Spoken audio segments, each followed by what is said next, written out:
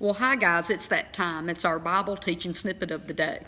Yesterday I started teaching about the Christmas and the birth story of Jesus, and I just laid a foundation about Luke because I'm teaching out of the book of Luke, and I told you a little about Luke, and then I talked about Zachariah and Mary's cousin Elizabeth having John the Baptist, and that had to happen because he was the forerunner and prophesied about Jesus.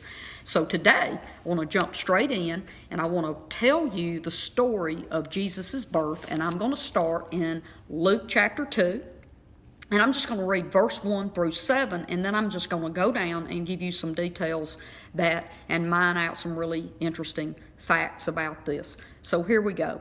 At that time, Augustus Caesar sent out an order, a decree, that all people in the countries under Roman rule must list their names in a register for taxation. This was the first registration, and it was taken while Quirinius was governor of Syria. And all went to their own hometowns to be registered. So Joseph left Nazareth, a town in Galilee, and went to the town of Bethlehem in Judea, also known as the town of David. Bethlehem was the hometown of King David. Joseph went there because he was from the bloodline of David. Joseph registered with Mary, to whom he was engaged and betrothed, and who was also now pregnant. While they were in Bethlehem, the time came for Mary to have the baby, and she gave birth to her first son, and she wrapped the baby in pieces of clothing, swaddling cloth, and she laid him in a feeding trough because there was no room in the guest chamber or upper room. I'm going to stop here, and I want to start explaining some stuff. Now, if we start in verse 1, I just want to say this. Many years ago, Bible critics said that this was not a true account, that taxation, there was no record of it, and it didn't occur. Later, they find out that, sure enough, this taxation really did happen, so that was accurate. Now, the Roman government was really, really smart. People would have already been in their hometowns this time of year because there was a Jewish festival going on. And this festival would cause people to go back to their own hometowns. It's kind of like Christmas for us. If my family lives 4 hours away and I drive 4 hours away, I'm going to already be in a city where my family is from. So the Roman government had it set up that these people, while they're already in their hometowns, their family bloodlines, while they're there, just have them fill out the paperwork and you get a more accurate census. And that census was being used so they could do a taxation system on people. The next thing I want to talk about is this city of Bethlehem.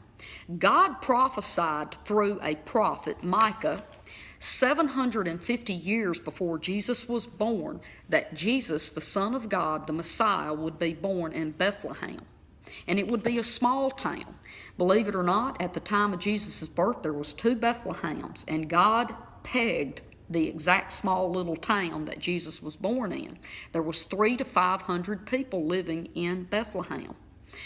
Okay, the next thing I want to talk about is that it mentions that Joseph and Mary, Joseph was betrothed to Mary. Joseph had paid to have the legal right to marry Mary. That's funny, right? To marry her. Now, this is important because if he had not paid to have her as his wife, as was the custom, Mary's mom and dad would have decided what to do with their daughter who was pregnant out of wedlock. And many times under the Mosaic law, they carried the girl out and stoned her because she had lived in sin. But nobody could decide Mary's future besides Joseph because he had legal right for that. And Joseph had a dream, and the angel told him that Mary was an innocent woman and that she was pregnant with the Messiah. and for him not to set her aside. And Joseph did exactly what God asked, and he stood beside Mary. In fact, he protected Mary and Jesus many times, and it's recorded in the Bible. The next thing I want to talk about, it talks about how they were in Bethlehem, and she has the baby, and she gives her birth to her first son. First of all, these guys did not come into Bethlehem on a donkey and her in labor. Okay, they were already there for the festival and taxation. Mary, they decide to stay there till she has the baby because she's so far along. And while she's there, she has this baby, and it says it's her firstborn son. It's amazing to me that the Catholic Church, and I'm sorry, I'm not being mean here, the Catholic Church says that Mary didn't have any other kids, and Scripture is very, very clear that this was her firstborn son. The authors of the Bible never occurred to them that at some point somebody would say that Mary remained a virgin all of her life and never had kids. No, Mary, after she had Jesus, she married Joseph, and we know that she had 2 other sons, and they say probably 3 daughters. So no, Mary was a typical Jewish lady who had a rather large family. The next thing I want to talk about really quick is that there was no room in the inn. For some reason, we think that Mary and Joseph went to the Holiday Inn Express and the guy at the desk says, nope, ain't got no room. That's not even typical of those times, okay? The word inn is kataluma in the Greek. And it's found in the Bible 2 other times, and it's both times talking about the Passover meal where Jesus said to go and set up a room for him to have a meal with his disciples. And that word kataluma means a guest chamber or an upper room.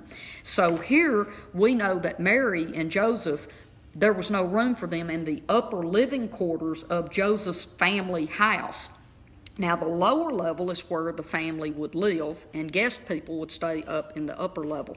But off from the family area, they would dig down a hole in the ground, an area that's 4 foot deep, and that served as a pen for their animals at night. They would go and bring their animals in at night to protect them from being eaten by wild animals or going astray. So they would bring them inside at night in that dugout area that's lower in the ground, and that is actually where the animals stayed. The next morning they would release them and put them back in the backyard. So Mary had Jesus in that area, and she laid him in that concrete honed out stone, probably with straw under him, and that's where our Messiah was born. And I'm going to stop here, but I'm going to keep teaching some more wonderful things about the birth of Jesus because we're not done. So God bless you, and I'll see you again right here tomorrow. Bye-bye.